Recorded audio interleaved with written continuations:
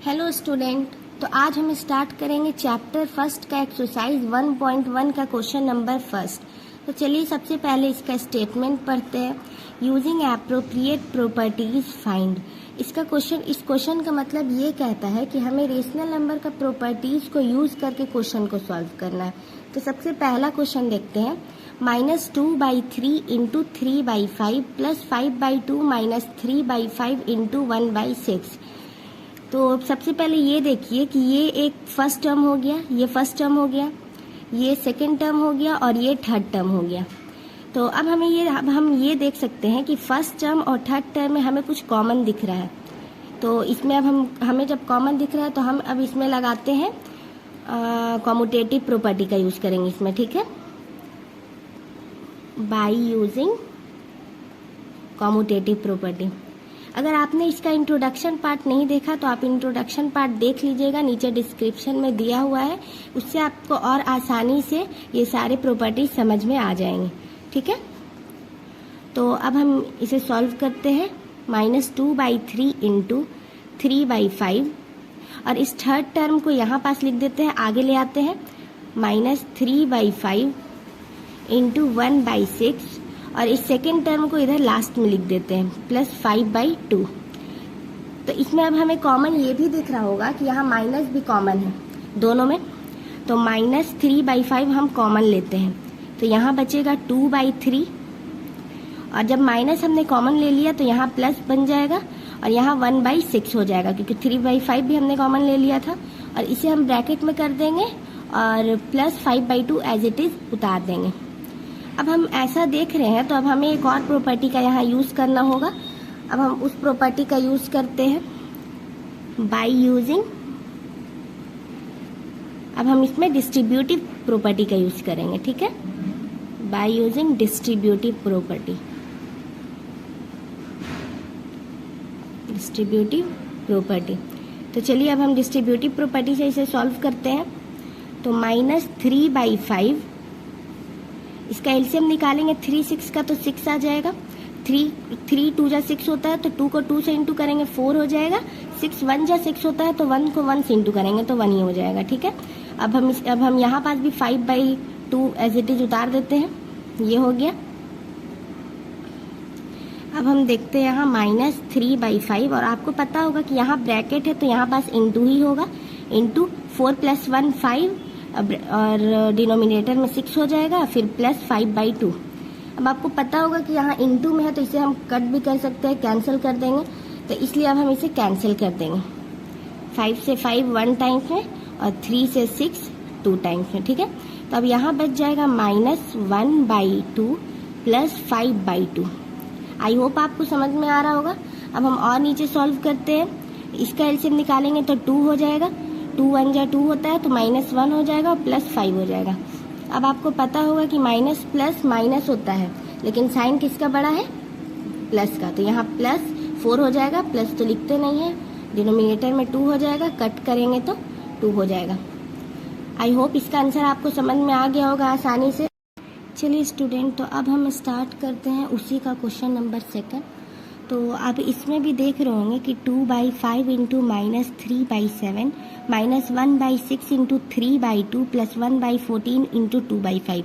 तो सेम इसमें भी उसी के तरह फर्स्ट टर्म है, ये सेकंड टर्म है और ये थर्ड टर्म है, और इसमें भी फर्स्ट और थर्ड टर्म में हमें कुछ कॉमन दिख रहा है तो इसमें भी हम लगाएंगे कॉम्यूटेटिव प्रॉपर्टी और उसी का यूज़ करके चलिए आगे क्वेश्चन हम सॉल्व करते हैं।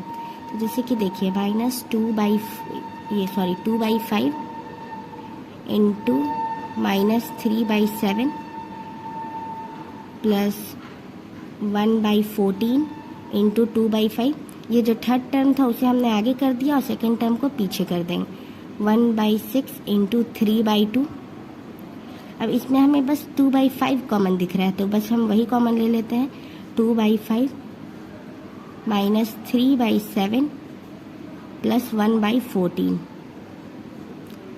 -1/6 इंटू 3/2 एज इट इज उतार देंगे और इसे हम यहाँ से कैंसिल भी कर देंगे क्योंकि इंटू में है तो 3 2 जा 6 2 टाइम में हो गया, और यहाँ हम लिख देंगे 2/5 -3/7 एज इट इज, पहले उतार लेते हैं 1/14 माइनस 1/4, यहाँ हमने जो कट किया है उसको लेके। और अब हम यहाँ यूज़ करेंगे डिस्ट्रीब्यूटिव प्रॉपर्टी का। तो बाय यूजिंग डिस्ट्रीब्यूटिव प्रॉपर्टी,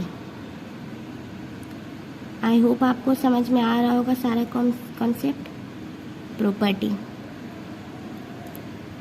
अब इसके आगे सॉल्व करते हैं। 2/5, 7 14 का एलसीएम लेंगे तो 14 हो जाएगा।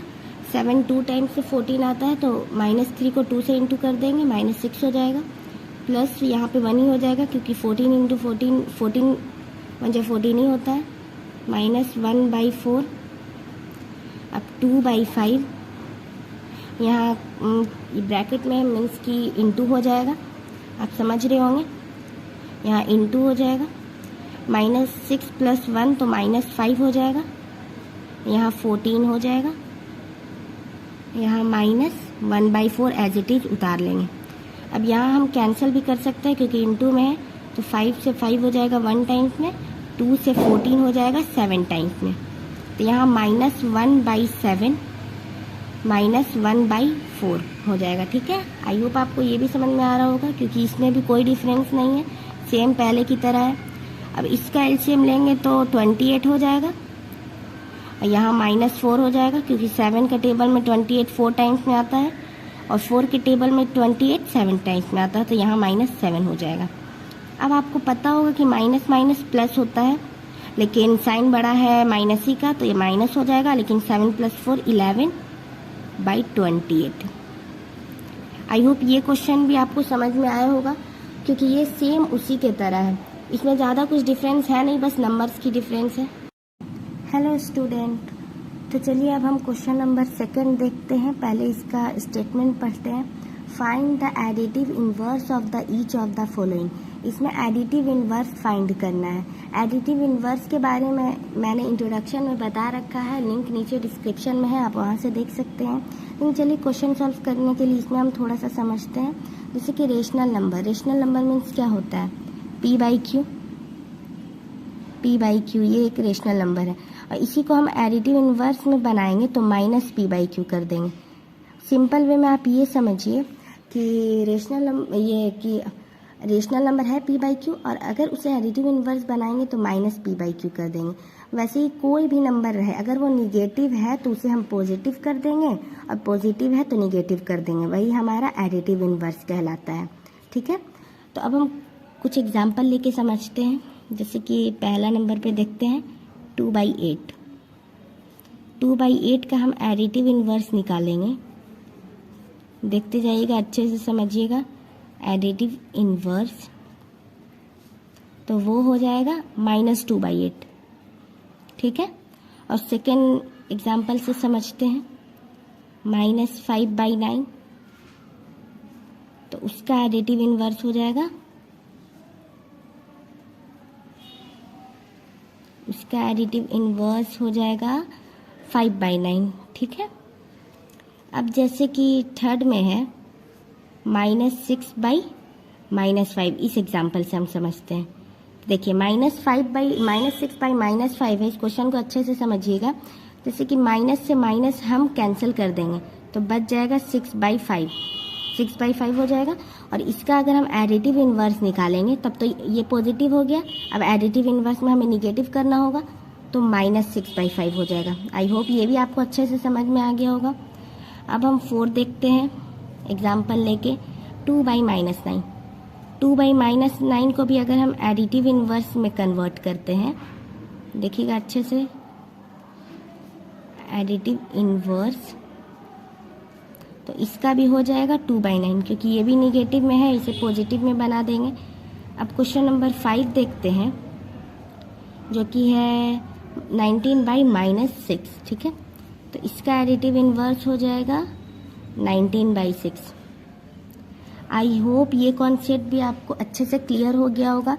अच्छे से एक बार और सुन लीजिए कि जो पॉजिटिव रहेगा उसे निगेटिव में बनाना है, जो निगेटिव रहेगा उसे पॉजिटिव में बनाना है। ठीक है, अगर आपको कोई भी प्रॉब्लम होगा क्वेश्चन नंबर 1 और क्वेश्चन नंबर 2 में तो आप कमेंट कर सकते हैं।